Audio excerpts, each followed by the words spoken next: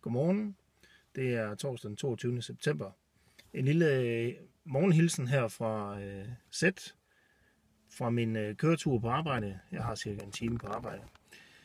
For noget tid siden så lovede jeg Lise Korsgaard, min kollega, at lave små videoer, som vi kan lægge op på LinkedIn, Facebook og andre steder.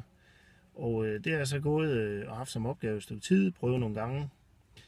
Så i går så snakkede jeg med Lise om, at det stadigvæk er på vej. Og så sagde Lise noget til mig, som ramte mig meget hårdt på en positiv måde. Det er ikke nok at tænke på det, Brian.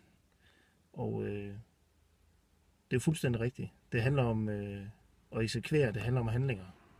Og da jeg tænkte over det i går aftes og på vej på arbejde her til morgen, så er det jo fuldstændig rigtigt.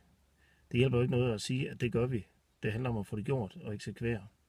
Og det er jo faktisk det, vi prædiker ofte, når vi taler med virksomheder om vækst og udvikling.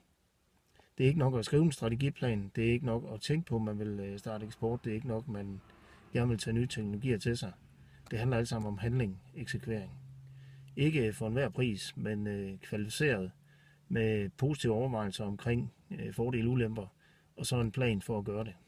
Så Lise, tak fordi du ramte mig i går med den lille besked, som egentlig satte nogle tanker i gang. Og så vil jeg starte bilen og køre de sidste kilometer ind til Skive og springe på dagens arbejde. Ha' en god dag.